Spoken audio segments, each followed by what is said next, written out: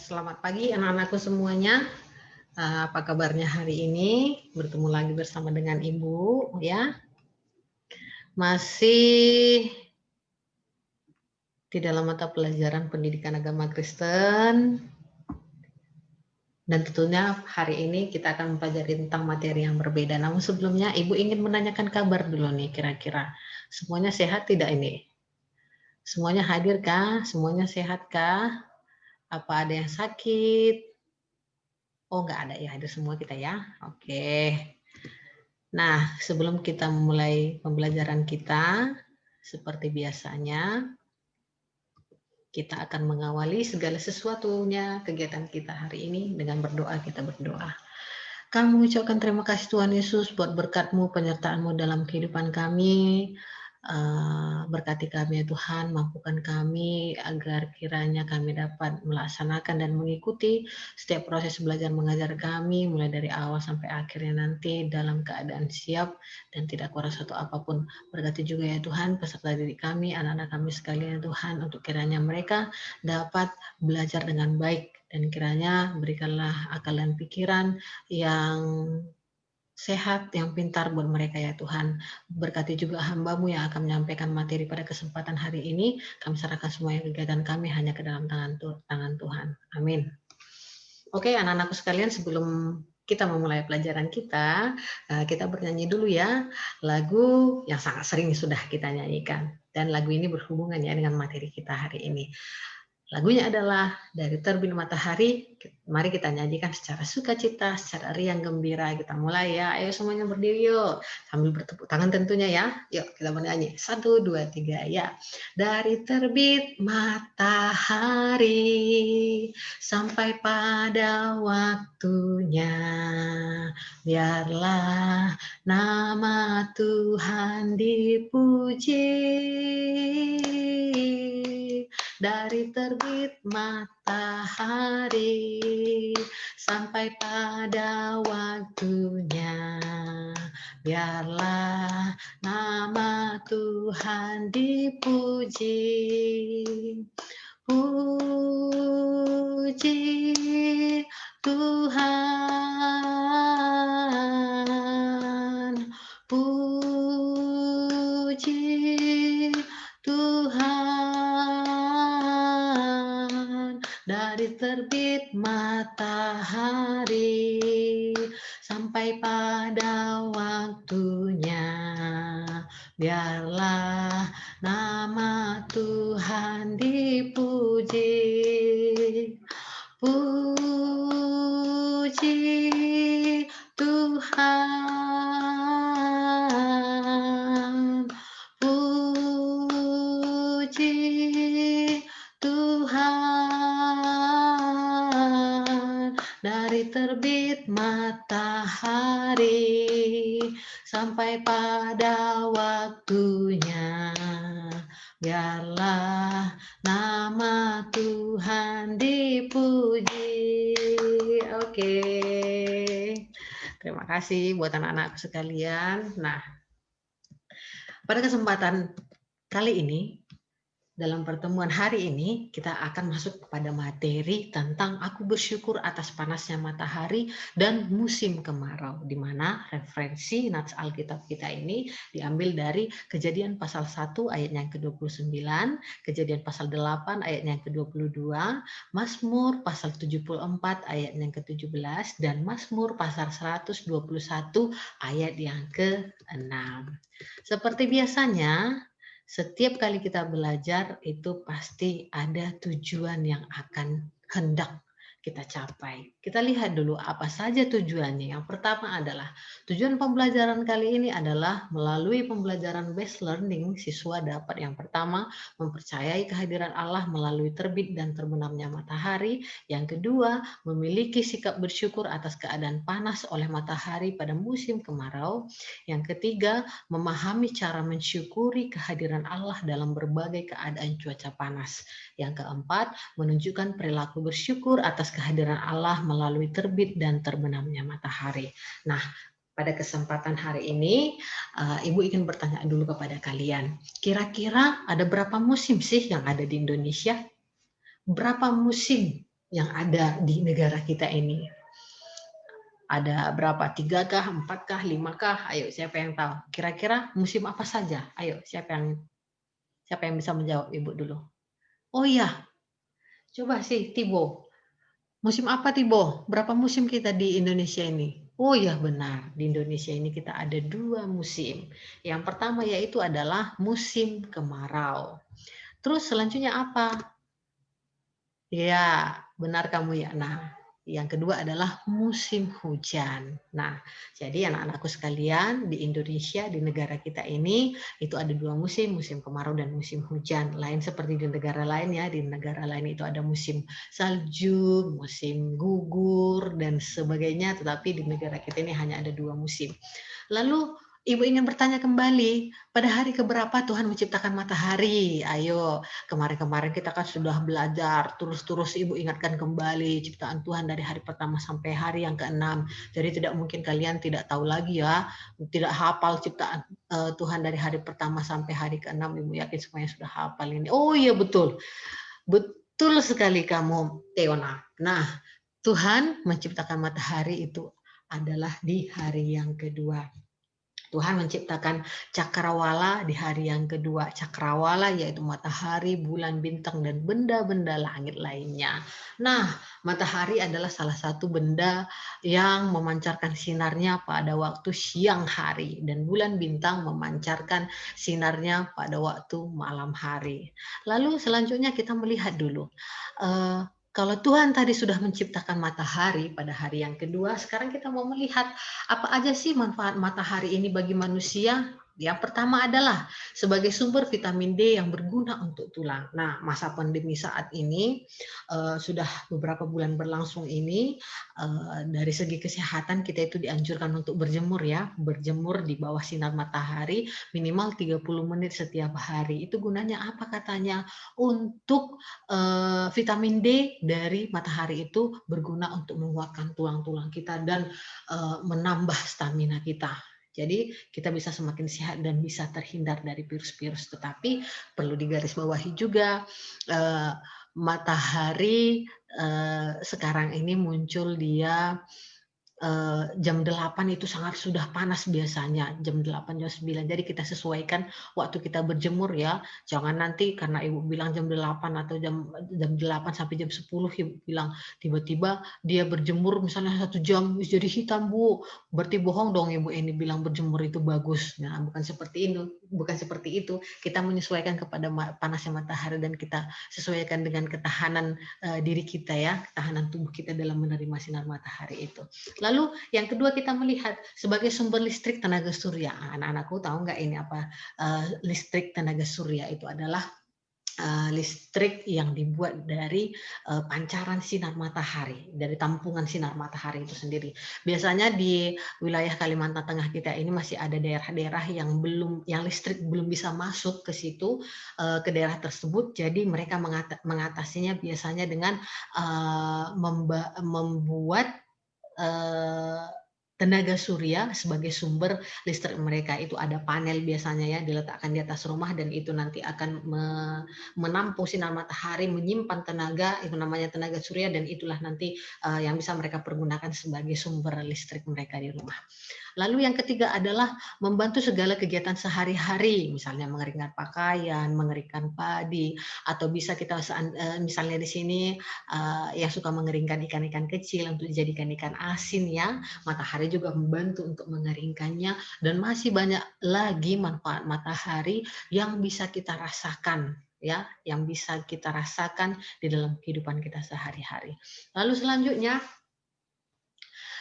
musim kemarau ini identik dengan cahaya matahari, panasnya matahari itu sangat luar biasa. Nah, pada keadaan yang seperti ini ada beberapa hal-hal yang harus kita hindari di saat musim kemarau. Kenapa harus dihindari, Bu? Karena itu berbahaya bagi kesehatan kita. Contohnya yang pertama adalah membakar lahan secara sembarangan karena bisa mengakibatkan kebakaran. Nah, lahan kalau misalnya pembukaan lahan itu dilarang membukanya dengan cara membakar ya. Karena apa dilarang Bu? Kenapa dilarang Bu dibakar? Kan dibakar Bu lebih cepat daripada semprot. Ya karena dengan membakar itu dia bisa tidak karu-karuan. Misalnya kita membakar lahan, mana lahannya ini lahan kering, yang namanya api kita tidak bisa membatasi api sampai di mana dia mau melahap.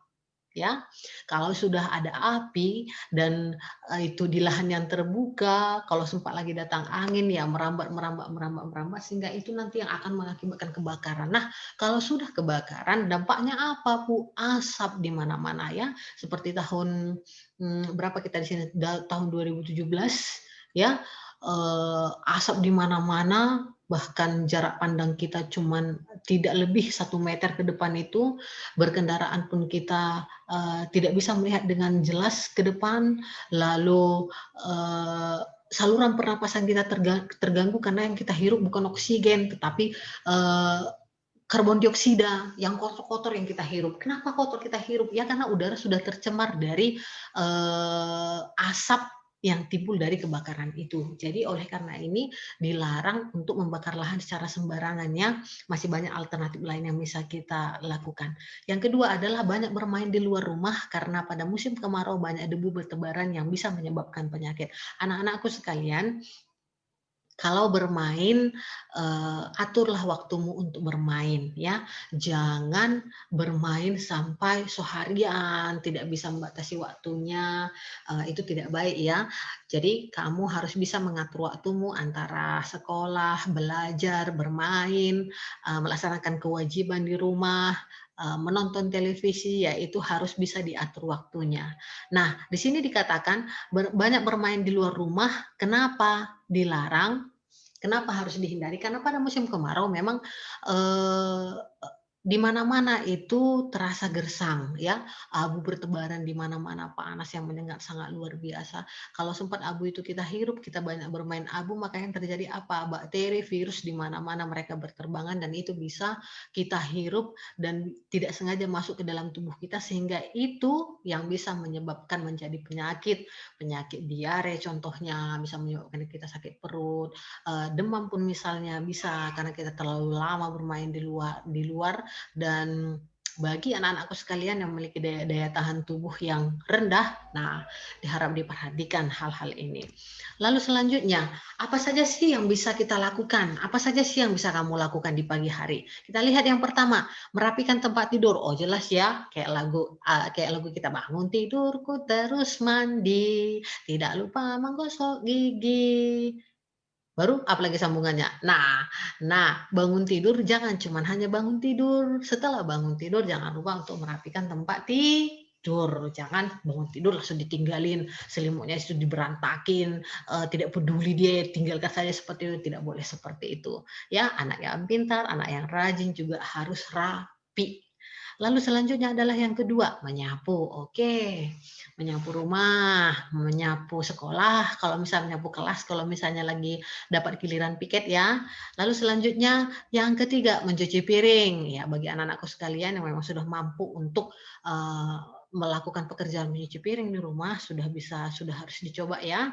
Jangan karena ada kakaknya, ada abangnya, ya sudahlah kakak aja nanti yang cuci piring. Tidak boleh seperti itu. Paling tidak anak-anakku sekalian mulai belajar mencuci piring itu dari sekarang. Piring yang kamu cuci itu mulailah mencuci piring kamu sendiri bekas ataupun bekas kamu makan tuh. Nah, piring tempat kamu makan itu kamu cuci sendiri ya. Lalu yang keempat adalah mandi dan berpakaian. Iya, pagi-pagi biar sehat kita harus rajin mandi dan berpakaian yang rapi ke sekolah. Selanjutnya sarapan pagi. Ya ini wajib ya, biar sehat kamu, biar konsentrasi belajar di sekolah kamu itu harus sarapan pagi. Jadi kalau sudah sarapan pagi, nutrisinya mencukupi, maka di sekolah juga menjadi segar dan menerima pelajaran itu juga lebih fresh. Lalu selanjutnya berangkat ke sekolah. Ya, ini adalah setiap rutinitas setiap pagi kita ya, dari Senin sampai Sabtu kita berangkat ke sekolah pagi-pagi ya, tidak ada orang berangkat ke sekolah malam-malam, sore-sore, atau siang-siang ya. Pasti semuanya diawali dengan pagi hari yang indah. Selanjutnya, melaksanakan piket harian. Nah, ini sama aja seperti poin kedua tadi. Melaksanakan piket harian itu biasanya harus datang lebih awal, lebih pagi untuk apa? Untuk menyelesaikan segala tugas tanggung jawab yang telah diberikan kepada masing-masing petugasnya. Selanjutnya, upacara Senin, ya kita melaksanakan upacara Senin itu setiap pagi di hari Seninnya, bukan setiap pagi di setiap harinya ya, Senin sampai Sabtu ya enggak. Kita melaksanakan upacara itu di hari Seninnya dan itu dilaksanakan di pagi hari. Lalu senam pagi kita laksanakan di hari Selasa sampai hari Sabtu. Ini apa tujuan senam pagi ini? Agar badan menjadi sehat, badan menjadi bugar, badan menjadi segar. Lalu, nah belajar. Kalau belajar ini anak-anakku sekalian, belajar formal di sekolah memang kita lakukan mulai dari pagi hari itu sampai siang hari. Tetapi Ibu mau katakan di sini bahwa belajar itu bisa kita laksanakan kapan saja, bisa pagi, bisa siang, bisa sore, bisa malam, dan belajar itu tidak memandang waktu dan tidak memandang umur. Dan sekarang Ibu akan bertanya kembali kepada anak-anakku sekalian, apa yang terjadi jika suatu hari nanti matahari tidak terbit?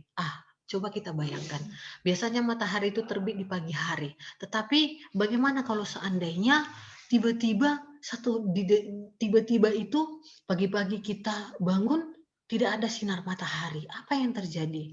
Apa yang terjadi jika matahari tidak terbit? Yang terjadi adalah yang pertama, aktivitas manusia itu akan terganggu. Yang biasanya seperti kita menjemur pakaian pagi hari, berangkat ke sekolah, berangkat kerja, berangkat ke kantor ataupun kegiatan yang lainnya itu akan menjadi terganggu karena apa? Semuanya gelap gulita, apapun tidak bisa kita lihat karena ada hal-hal yang tidak bisa kita lakukan pada saat gelap, yang itu bisa dilakukan pada saat pagi sampai siang hari ataupun pas matahari masih mengeluarkan sinarnya. Yang kedua, manusia kekurangan vitamin D. Seperti yang sudah Ibu jelaskan sebelumnya bahwa matahari ini sebagai sumber vitamin D bagi kesehatan manusia, khususnya untuk tulang manusia. Nah, kalau matahari tidak terbit, maka manusia kekurangan vitamin D-nya, ya. Yang ketiga, orang tua tidak akan bisa bekerja. Iya, bagi siapa orang tua yang di sini bekerja pagi hari, misalnya ke hutan, ke sungai, kerja kantoran atau kemanapun itu ya, susah bekerja ya kalau matahari tidak terbit, gelap gulita semua, yang nampak nggak ada yang nampak apa-apa ya. Maka aktivitas kita memang sangat-sangat terganggu. Yang keempat, tidak bisa ke sekolah. Iya, bagaimana kita ke sekolah kalau gelap?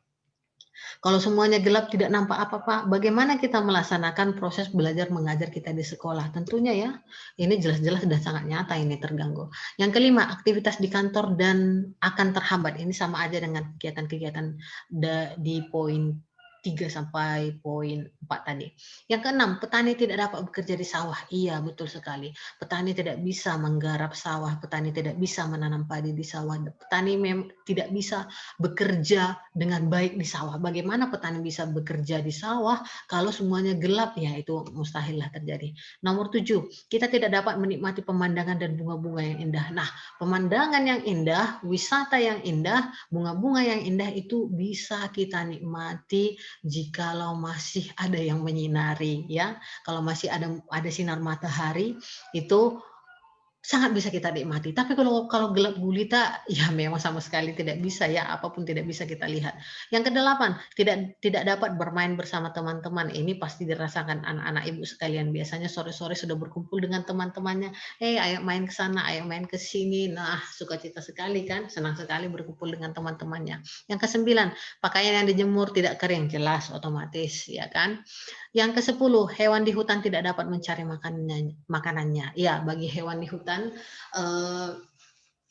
maksud Ibu ada hewan yang memang tergolong bisa mencari makanannya di malam hari, ada yang tidak. Seperti misalnya contohnya kelelawar. Kelelawar itu biasanya dia beraktivitas itu pada malam hari, bukan siang hari ya. Kalau terang-terang dia itu tidur aja kerjaannya. Nah, ini kebalikannya kepada hewan-hewan hutan yang tidak dapat mencari makanannya, ini yang kebalikan dari kelelawar lah.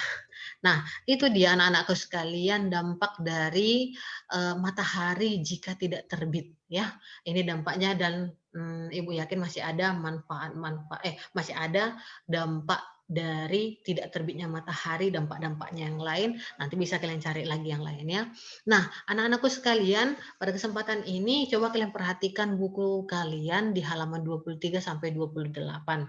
Ibu akan memberikan tugas kepada kalian ya, diperhatikan dulu bukunya, diperhatikan petunjuknya dari Ibu biar nanti mengerjakannya gampang ya. Yang pertama, gambarkanlah benda langit dan warnailah, berilah warna yang berbeda-beda. Nah, sesuaikan warnanya dengan gambar kamu. Misalnya kamu menggambar matahari, matahari warna apa? Jangan nanti kamu mewarnainya dengan warna hitam. Jadi disesuaikan dia ya, matahari itu terbit warnanya apa. Terus lagi benda-benda langit lainnya, bulan. Nah, bulan pada malam hari warnanya apa? Bintang warnanya apa? Dan kalian cari lagi lah yang lain-lainnya. Jadi disesuaikan dia ya, warna dengan bendanya itu disesuaikan. Lalu yang kedua, manakah kegiatan berikut yang menyenangkan dilakukan pada musim kemarau dan warnailah sekeliling huruf dengan warna yang berbeda antara yang menyenangkan dan tidak menyenangkan. Nah, di buku kalian itu ada kotak-kotak yang bertuliskan hal-hal yang menyenangkan dan tidak menyenangkan. Nah, manakah kamu pilih? Mana dari kegiatan itu yang menyenangkan dilakukan pada musim kemarau ya. Lalu kamu warnailah sekeliling huruf, sekeliling kotak itu nanti kamu warnai dia. Lalu yang ketiga, pilihlah salah satu ayat pada halaman 26. Ya, itu ada beberapa ayat, ada 5 ayat di situ. Silahkan kamu pilih anak-anakku sekalian, kalian pilih terserah. Namanya memilih ya bebas. Terserah pilih dia satu ayat, lalu kamu hafalkan isinya. Ya, kamu pilih dia satu ayat, nanti silahkan ditulis di poin nomor 3, silahkan kamu tulis misalnya Kejadian 20 ayat 16 misalnya. Kamu tulis isinya apa dan itu silahkan dihafal di rumah anak-anakku ya. Nanti kalau seandainya dalam pekerjaan tugas ada hal-hal yang tidak dimengerti, nanti silakan ditanyakan kepada ibu kembali, nanti ibu pasti akan membimbing dan mengajari ya. Kalau misalnya di rumah ada misalnya orang tua, kakak, abang atau siapapun itu bisa juga kalian minta tolong untuk memberikan petunjuk mengajari tetapi bukan mengerjakan ya. Yang mengerjakannya itu harus tetap anak-anakku sekalian. Karena apa? Karena ini mendorong kalian agar rasa ingin tahu kalian itu lebih lagi dan tujuannya adalah agar kalian itu lebih pintar dan lebih memahami materi kita yang telah kita pelajari. Terus yang keempat, simaklah isi lagu Matahari Bersinar Terang, kemudian tuliskanlah ungkapan syukurmu. Itu ada lagu di situ, Matahari bersinar terang. Nah, coba kamu perhatikan nanti tiap bait dia, kemudian tuliskanlah ungkapan syukurmu sesuai dengan lagu itu, ya. Oke. Selanjutnya, hal yang harus kita lakukan sebagai ungkapan syukur kita. Nah, ini poin penting di pembelajaran kita kali ini. Anak-anakku harus mengingatnya, hal yang harus kita lakukan sebagai ungkapan syukur kita kepada Tuhan adalah kita harus memanfaatkan sinar matahari dengan hal-hal yang positif dan tidak mengeluh di saat musim kemarau datang. Karena melalui terbit dan terbenamnya matahari merupakan suatu bukti kehadiran Tuhan dalam hidup manusia. Jadi, kita itu harus lebih banyak bersyukur dengan apa yang kita rasakan saat ini ya. Jangan karena panas, terus-terus musim panas, musim kemarau, panas matahari yang sangat menyengat kita itu mengeluh. Aduh, kok panas terus, nggak pernah datang hujan. Nanti kalau sudah datang hujan, aduh, ini kok hujan terus, nggak bisa ngapa-ngapain nih ya. Tidak boleh seperti itu ya. Kita itu harus bersyukur, harus bisa menikmati dan memanfaatkan apa yang telah Tuhan ciptakan dan tidak boleh mengeluh ya. Sekali lagi Ibu bacakan di sini, Ibu bacakan sekali lagi, kita harus memanfaatkan sinar matahari dengan hal-hal yang positif dan tidak mengeluh di saat musim kemarau datang. Karena melalui terbit dan terbenamnya matahari merupakan suatu bukti kehadiran Tuhan dalam hidup manusia. Ya, ini inti dari pembelajaran kita hari ini. Ibu harap kalian semua bisa mengingat ya dan melakukannya. Nah, demikian anak-anakku pelajaran kita buat hari ini. Ibu berharap apa yang sudah kita pelajari hari ini itu dapat diingat ya dan dapat diterapkan dalam kehidupannya sehari-hari. ya. Dan Ibu mau pesankan jangan lupa bersyukur, selalu bersyukur di dalam setiap keadaan kita, ya. Sebelum kita menutup pelajaran kita, mari kita berdoa, kita satukan hati dan pikiran kita berdoa. Terima kasih Tuhan Yesus buat rangkaian proses belajar mengajar kami yang dari awal sampai akhir semuanya berjalan dengan lancar, tidak kurang suatu apapun. Terima kasih ya Tuhan, jikalau anak-anak kami dapat menerima pelajaran dengan baik dan hamba yang telah menyampaikan materi dapat menyampaikannya dengan baik. Kiranya di pertemuan-pertemuan berikutnya Engkaulah senantiasa membimbing kami. Terima kasih ya Tuhan Yesus. Amin. Oke anak-anakku sekalian, selamat pagi ya. Sampai jumpa lagi di pelajaran kita selanjutnya. Shalom.